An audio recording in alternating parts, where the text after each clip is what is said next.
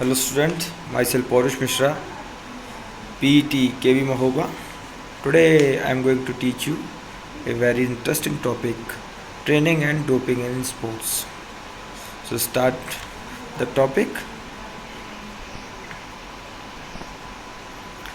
What is sport training? आप लोग sport training से क्या समझते हैं? Every activity requires a specific type of physical activity. Prepare an athletes for a competition, tournament, training process and the training tools are differ as per the type of training required. The sport training है, it is a training to provide a sports person for enhancing the level of his or her performance. ये एक training है जो कि खिलाड़ियों को राष्ट्रीय स्तरीय, जिला स्तरीय और राज्य स्तरीय सभी प्रकार के खिलाड़ियों को दी जाती है, जो बेस्ड होती है साइंटिफिक प्रिंसिपलों पे।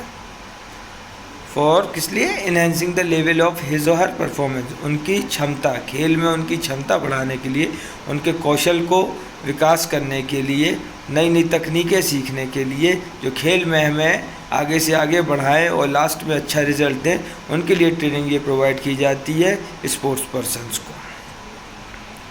इसमें आते हैं कई सारे प्रिंसिपल, ये पूरी साइंटिफिकली बेस्ड रहती है और ये ट्रेनिंग डिफरेंट रहती है, हर गेम के हिसाब से हर प्रकार की ट्रेनिंग होती है। इसमें 3 प्रकार की साइकिल होती हैं, Mizo, macro and micro.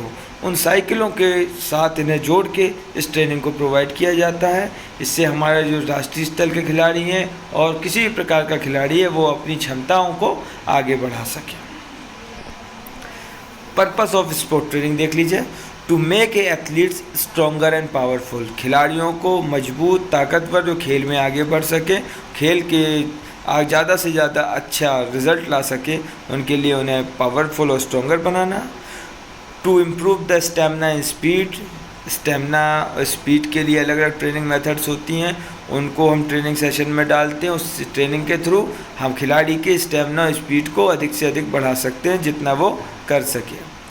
To make athlete mentally and physically fit, athlete की बॉडी को इंजरी से दूर रख के और उसको मेंटली और फिजिकली फिट रख के बनाती है, जिसकी सहायता से वो कंपटीशन में भाग ले और ज़्यादा से ज़्यादा अच्छा अपना प्रदर्शन वहाँ पे कर सके।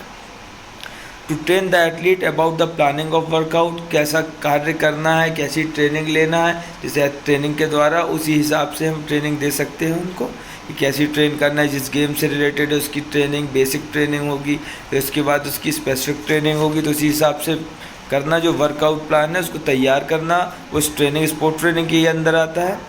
To boost the confidence of the athlete, boost करना, कॉन्फिडेंस लेवल उसका बढ़ाना, कि मोराल बढ़ाना, जिससे ज़्यादा अच्छे से अच्छा परफॉर्मेंस करे और वो अच्छे से अच्छा स्थान प्राप्त करे। नेक्स्ट, सबसे इम्पॉर्टेंट चीज़ है प्रिंसिपल ऑफ ट्रेनिंग। तो स्पोर्ट ट्रेनिंग वो क्या था? ट्रेनिंग क्या थी? Sport training is a training to provide a sports person for enhancing the level of his or her performance, मतलब इन्हेंस करता है बेस्ड अपॉन क्या थी? Scientific principle. तो ये प्रिंसिपल दिए गए हैं, इसको फॉलो करते हुए ट्रेनिंग बनाई जाती है, जो ये प्रिंसिपल फॉलो करके ट्रेनिंग इंडिविजुअल और स्पोर्ट्समैन के हिसाब से बनाई जाती है। फर्स्ट इसमें प्रिंसिपल है principle of overload. Principle of overload से आप समझेंगे कि intensity and rest and progression of load, कैसे धीरे धीरे इसमें हम बढ़ाते हैं स्टेप बाय स्टेप ओवरलोड, कि क्या कर सके? Put your body under the additional stress to attain long term of adaptation, मतलब ज़्यादा से ज़्यादा लोड हमारी बॉडी ले सके, इसलिए ये दिया जाता है कि ओवरलोड का प्रिंसिपल के थ्रू रखते हुए ट्रेनिंग बनाई जाती है। तो धीरे धीरे स्टेप बाय स्टेप वेट बढ़ाया जाता है। इसमें 3 सबसे मुख्य चीज़ें रहती हैं, इंटेंसिटी, वॉल्यूम और रेस्ट। इंटेंसिटी माने आपका हो गया कि कितनी तीव्रता से हम वो काम करते हैं, वॉल्यूम हो गया हम कितनी बार करते हैं, और रेस्ट हो गया कि इनके बाद का गैप, कि हम कैसे रेस्ट लेते हैं जिससे हमारी बॉडी में इंजरी नहीं आए। तो उसमें ओवरलोड का ये प्रिंसिपल वहाँ पे सिद्ध होता है। सेकेंड वन है प्रिंसिपल ऑफ स्पेसिफिसिटी। स्पेसिफिसिटी से आप समझ रहे हैं कि आप जो ट्रेनिंग है वो आपकी केवल जनरल एक्सरसाइज पे बेस्ड नहीं होना चाहिए, उसमें स्पेसिफिक एक्सरसाइज होना चाहिए, मतलब स्किल रिलेटेड।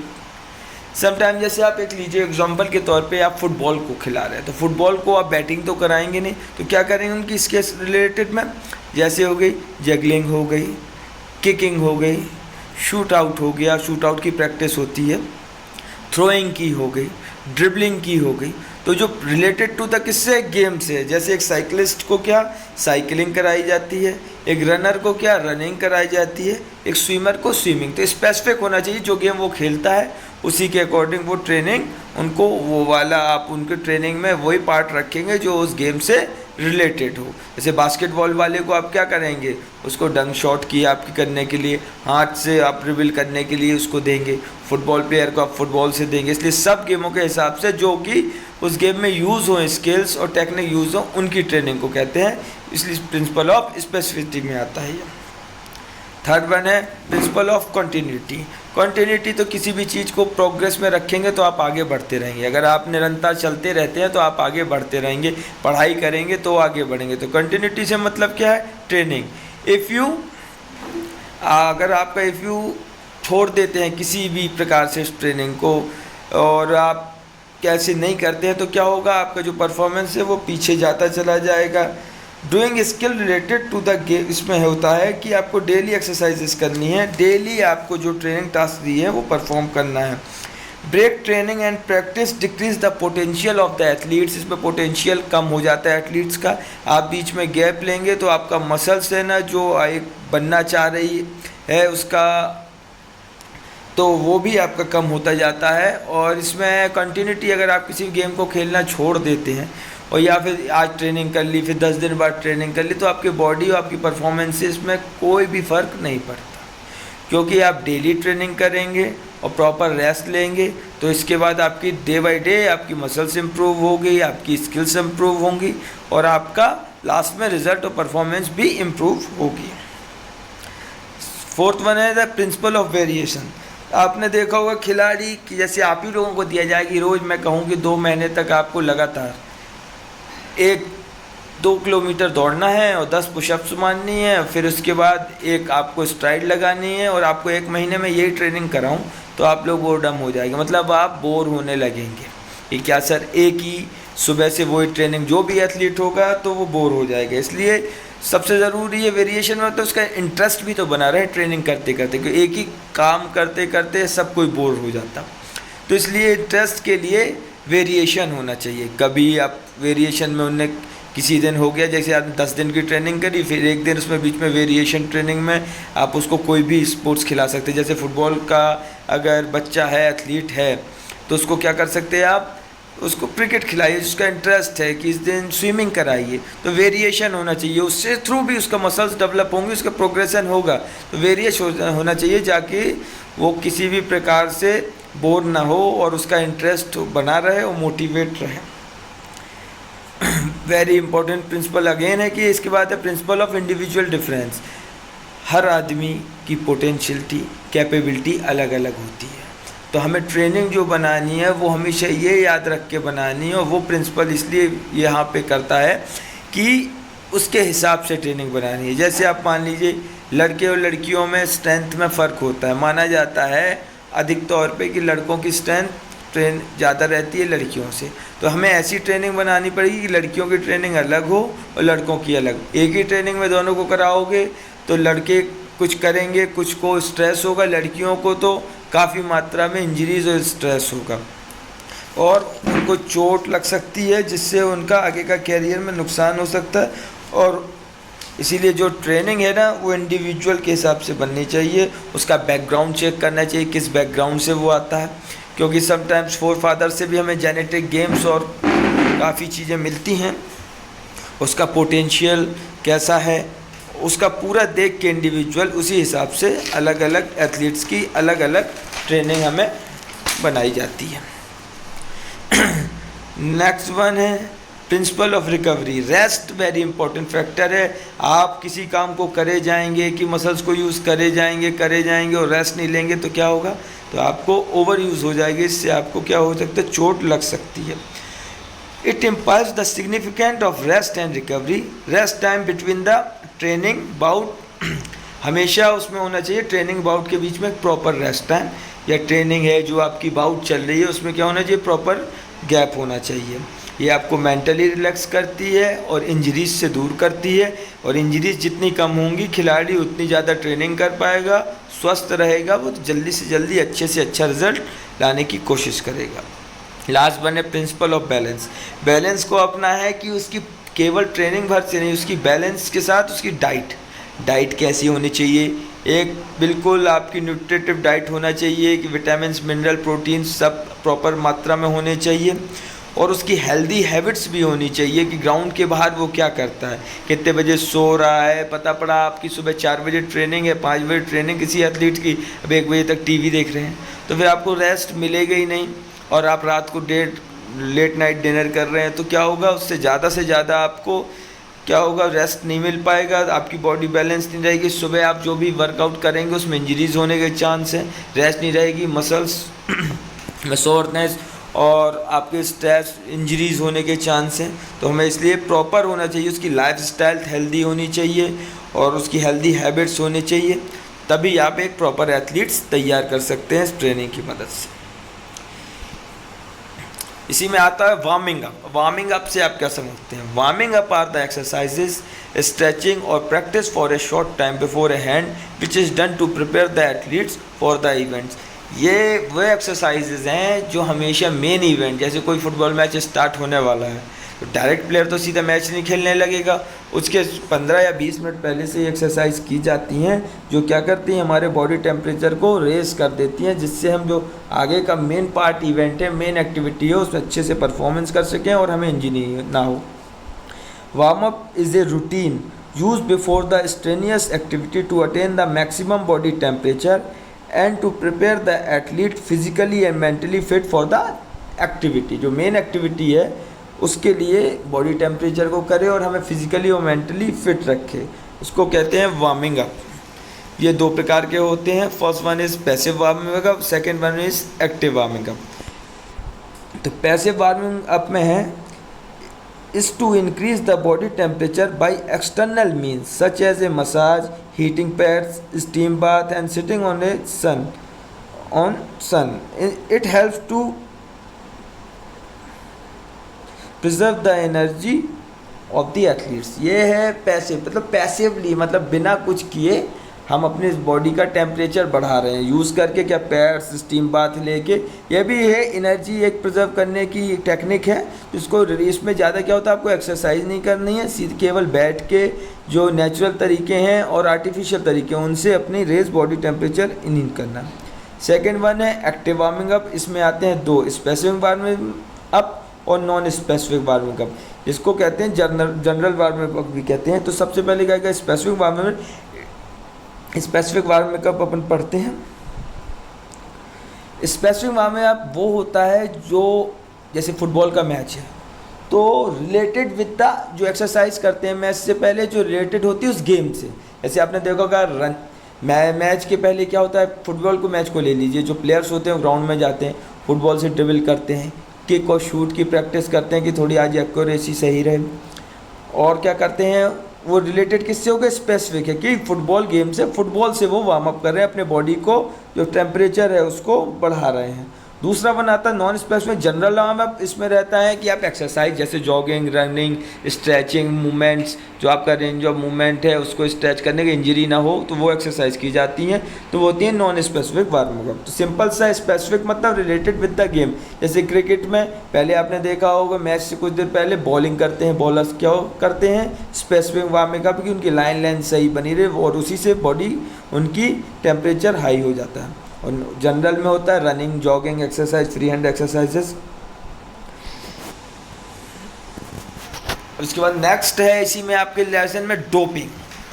डोपिंग से आप क्या समझते हैं? Doping related with the drugs, और आजकल ड्रग्स का बहुत ही हानिकारक चीज़ है, लेकिन नए एथलीट्स को परफॉर्मेंस लाने के चक्कर में नए एथलीट्स इसका यूज़ कर लेते हैं। उनको किसी प्रकार की जानकारी वगैरह नहीं होती तो इसके जाल में फंस जाते हैं। इसमें 2 एजेंसियां हैं, वाडा world anti doping agency, second one is NADA national anti doping agency जो इंडिया की है। वो इसके ऊपर पूरा सुपरविज़न करते हैं कि कोई एथलीट्स एक गलत मीन ना ले और फंसे नहीं और उसका कैरियर बर्बाद ना हो। इसमें आता है डोपिंग में ड्रग्स। ड्रग्स है, it is a chemical substance which excite the people physically, mentally और सोशली। एक प्रकार का केमिकल सब्सटेंस होता है, वहाँ परफॉर्मेंस बढ़ाता है, लेकिन क्या करता है, एक्साइटेड कर देता है उसी समय आदमी को फिजिकली, मेंटली, सोशली। तो इसलिए डोपिंग बहुत ही हार्मफुल है।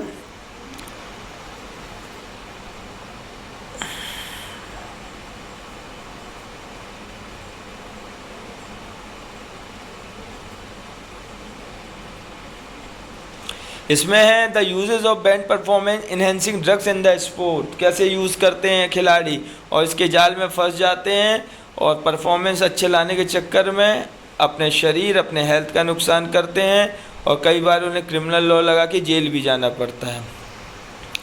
टाइप ऑफ डोपिंग में आप देख लीजिए कैसे कैसे डोपिंग करते हैं। Stimulants such as amphetamines, anabolic steroids such as nandrolone, diuretics ली जाती है टू लोअर बॉडी वेट और ब्लड डोपिंग एजेंट्स हैं। तो सबसे पहले आप इसमें आते हैं स्टिमुलेंट्स। स्टिमुलेंट्स क्या आते हैं? Stimulants are the drugs which are increase the alertness and physical activity. Most commonly abuse stimulant by the athletes are amphetamines. It increase heart and respiratory rate, जो है क्या बढ़ा देता है, heart respiratory rate, increase blood pressure and decrease appetite. Blood flow तो बढ़ा देता है लेकिन ब्लड एपेटाइट कम कर देता है। इट कॉज, इसकी वजह से आप क्या कर सकते हो, इट कॉज एंजाइटी, आपको क्या हो सकती है, एंजाइटी हो सकती है।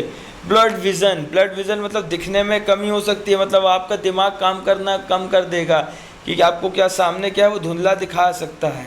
स्लीपनेसनेस, नींद नहीं आ सकती। आलस, इसको मोस्ट कॉमनली वेट लिफ्टर है ना वो इस ड्रग्स का यूज़ करते हैं क्योंकि उनको ज़्यादा देखने की एक बार में ताकत की ज़रूरत होती है, तो ये ली जाती है। बहुत ही ख़राब ड्रग है जो आपके शरीर के लिए बहुत ही हार्मफुल है। जो नए एथलीट्स इसमें चक्कर में पड़ जाते हैं और अपना कैरियर ख़राब कर बैठते हैं। Anabolic steroid is a chemical और magical drug. Steroids, anabolic steroid, androgenic steroid are man made substance related, जो है जो मैन के बनाया हुआ सबसे खतरनाक सब्सटेंस है। It show male sex hormones, ये मेल सेक्स हार्मोन्स को शरीर में उसकी मात्रा बढ़ाता है। ये मसल्स बिल्डिंग के लिए भी जाना जाता है। तो ये androgenic refer to increase the muscular characteristic. Steroid refers to the class of drugs. Drugs ये लीगली बैन है तरीके से, ये मसल्स बल्किंग है, ज़रूर फ़ायदा करता है लेकिन इससे बहुत सारी बीमारियां हमारे शरीर को लगती हैं जो हमारे लिए बहुत ही खतरनाक है। लास्ट इसके बाद सी फाइड diuretics. Diuretics lower body weight के लिए होता है। ड्यूराटिक्स में diuretics are the drugs which increase the amount of fluid extend by the kidney. Kidney के अमाउंट से फ्लूइड को क्या, किडनी से अमाउंट होता है जो फ्लूइड का जो धीरे धीरे हमारा नेचुरल तरीके से होता है, उस फ्लूइड अमाउंट को बढ़ा देता है। This is done by the inhibiting the reabsorption of the water in the kidney. बढ़ा देता है जिससे हमारी परफॉर्मेंस में तो निखार आ जाता है, लेकिन क्या है इसमें आपको बहुत ही बुरी हालत हो जाती है और शरीर इसमें टूटने लगता है। स्पोर्ट्समैन एंड वुमेन जो ड्यूराटिक्स का डिक्रीज द बॉडी वेट गिरा देता है। Increase power of weight ratio two have the quality of certain weight categories. ये लोग इस ड्यूराटिक्स को लेते हैं वेट लूज़ करने के लिए। क्या करते हैं, जैसे आप मान लीजिए मोनली जैसे जूडो वगैरह गेम होते हैं, इसमें आपका सब बॉडी कैटेगरी के जितने भी कॉम्बैक्ट स्पोर्ट्स होते हैं उसमें वेट कैटेगरी में होते हैं। तो ड्यूराटिक्स क्या करता है, आपने ड्यूराटिक्स की टैबलेट ली तो सडनली आपके इतने शरीर से पूरा पानी निचोड़ देगा कि आपका 1-2 किलो वेट आराम से रिड्यूस हो जाता है। तो ये बड़ा ड्यूराटिक्स बहुत ही ख़तरनाक है। ये बहुत सारी एनर्जी वेस्ट कर देता है लेकिन कुछ समय के लिए आपका वजन घटा देता है। ब्लड डोपिंग एजेंट्स है, ब्लड डोपिंग है, ब्लड से आपको इंजेक्ट करके थ्रू इंजेक्शन कई प्रकार के केमिकल्स हैं, बीटा टू एगोनिस्ट वगैरह, जिसका लेके खिलाड़ी अपनी परफॉर्मेंस बढ़ाने के चक्कर में अपने शरीर को ख़राब कर लेते हैं। फॉर्म ऑफ डोपिंग कैसे लिया जाता है, फॉर्म ऑफ डोपिंग में देख लीजिए जीन डोपिंग है और ब्लड डोपिंग है। जीन डोपिंग फर्स्ट पॉइंट है, it is a manipulation of cells of gene enhance the body sporting performance, modifying genes enable to faster reaction, increase in the physical strength etcetera. सीधा example समझिए, changing of cell growth, stimulate proteins, muscles capacity and the increasing the blood supply in the उसमें body में। ये क्या कहते हैं, gene वाला, मतलब अलग से इंजेक्ट करके अलग से जीन डला देते हैं जो हाईली प्रोटीन से भरे हुए हैं, और वो क्या करते हैं, आपकी परफॉर्मेंस बढ़ा देते हैं। ये पूरी तरह गैर कानूनी है। सेकेंड होता है ब्लड डोपिंग। जैसे पड़ा है, ब्लड में आपका करके थ्रू इंजेक्शन कई प्रकार की दवाएं आती हैं, उनको आप सीधा अपनी वेन्स में लगा के उसमें शरीर में सीधा अपने ब्लड में मिला लेते हैं, जो आप कुछ समय के लिए आपका इन्हेंस कर देती है आपकी पावर। बाद में इनके बहुत ही ज़्यादा साइड इफ़ेक्ट। तो बच्चों, जो भी कभी भी ये जो भी डोपिंग और ड्रग्स हैं, इनको कभी भी नहीं लेना चाहिए। ये पूरी तरह पाबंदी भी है। अगर आप इसमें लेके अगर कोई खिलाड़ी पकड़ा जाता है तो उसको जीवन भर के लिए कई बार सस्पेंड कर दिया जाता है, फिर वो आगे खेल नहीं सकता और उसके ऊपर क्रिमिनल लॉ भी लगता है। साइड इफ़ेक्ट्स देख लीजिए इसके क्या क्या है। Increase the risk of cardiovascular disease. कई बार आपके हार्ट अटैक भी, इसमें हार्ट फेलियर भी हो जाता है ड्यू टू स्टेरॉइड्स और ड्रग्स के थ्रू से। लीवर डिसीज़, फैटी लीवर, आपकी स्वेलिंग आ जाती है, डाइजेशन में प्रॉब्लम आ जाती है, एंजाइम्स नहीं बनते हैं बॉडी में। मूड स्विंग होने लगता है। मूड स्विंग से मतलब होता है आपका कि जैसे कभी हो गए खड़े हैं, कभी रोने का मन, एकदम से हंसने का मन, तो साइकोलॉजिकल डिसऑर्डर है मूड स्विंग। हेयर फॉल, आप गंजे होने लगते हैं, आपके बाल झड़ने लगते हैं। Osteoporosis related with the bone है, ये आपका बोन की एक बीमारी है, इसमें हड्डियां कमज़ोर हो जाती हैं। Throat cancer, last one is throat cancer, आपको कैंसर तक की बीमारी इससे लग जाती है।